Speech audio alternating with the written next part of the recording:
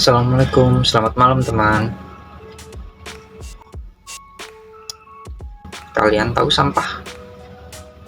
Sampah dan tempat pembuangannya, atau sebut aja tempat sampah, itu hal yang banyak disepelekan orang. Hal yang menurut banyak orang tidak penting, padahal hal itu sangat penting. Yang saya maksud ini bukan tempat sampah di mana kita buang sisa makanan, atau yang secara fisik kita lihat sebagai tempat sampah di rumah-rumah itu. Tetapi yang saya maksud ini tempat sampah yang tidak terlihat, sampah yang ada di pikiran, di hati setiap manusia dan akan terus ada dan terus bertambah selama kita hidup. Yang kadang orang itu nggak sadar kalau sampah ini nggak dibuang, akan terus menumpuk dan bisa membuat orang itu stres, terganggu secara mental, depresi, dan bahkan juga berpengaruh ke kesehatan fisiknya. Tempat pembuangan sampah itu adalah kebutuhan setiap manusia. Setiap orang itu punya cara yang berbeda untuk membuang sampahnya. Contohnya nih, ada yang bercerita ke orang lain, curhatlah, entah itu teman, saudara, pasangan, ataupun ke profesional seperti psikiater.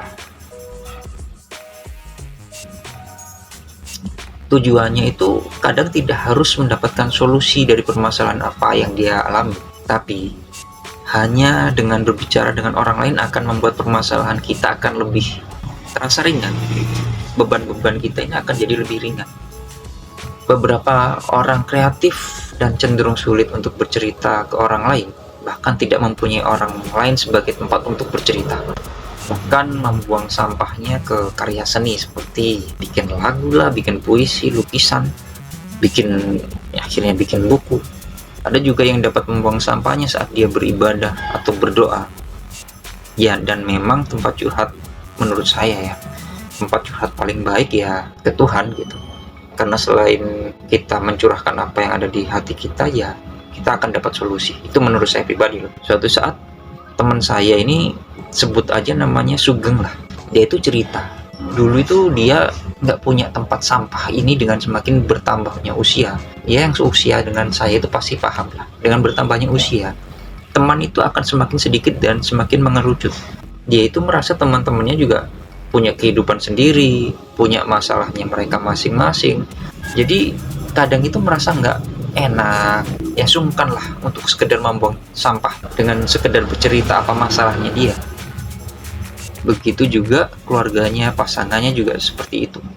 Dia nggak bisa menjadi tempat sampah Sugeng ini. Nggak ada satupun orang yang bisa jadi tempat sampahnya Sugeng. Malah yang ada ketika dia cerita, justru orang-orang ini yang buang sampah ke Sugeng gitu.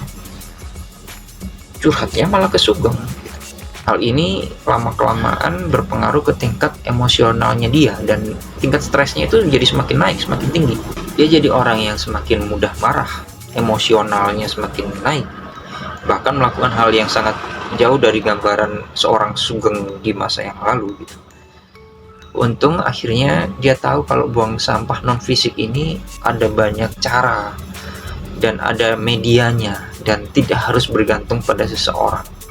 Dia sempat datang ke psikiater dan dia bisa akhirnya lebih tenang setelah dia buang sampahnya dan meringankan beban pikirannya dengan curhat lebih intens dengan Tuhan. Juga akhirnya bisa meringankan bebannya dia, karena ibadah itu akan membuat seseorang lebih merasa intim dengan Tuhan dan itu menenangkan.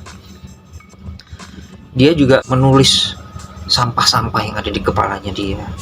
Di sini Sugeng mulai bisa nih memilih cara mengekspresikan sampah-sampah yang dia buang dengan media-media yang lebih positif. Tidak jarang orang yang nggak punya tempat sampah akhirnya dibuang sampahnya ke berbagai hal yang negatif, seperti ke alkohol lah, narkoba lah, ya ada yang perselingkuhan lah, karena merasa dia nggak punya tempat untuk membuang sampahnya.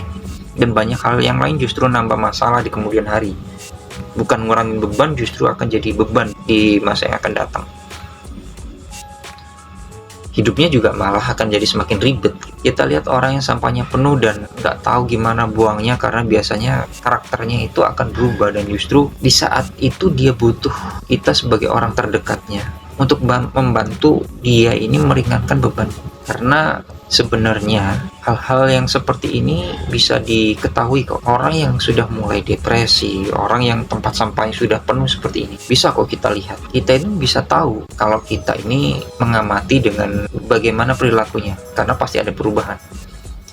Orang yang sampahnya penuh dan nggak tahu gimana cara buangnya, biasanya karakternya akan berubah, dan di saat itu dia butuh orang dekat, butuh kita sebagai orang terdekatnya untuk membantu. Kadang ketidakpedulian dari lingkungan sekitar itu yang membuat orang-orang yang akhirnya justru stres, depresi, jadi bermasalah mentalnya.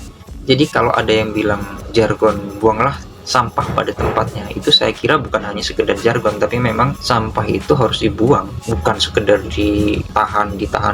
Dan jangan menumpuk sampah ini terlalu lama.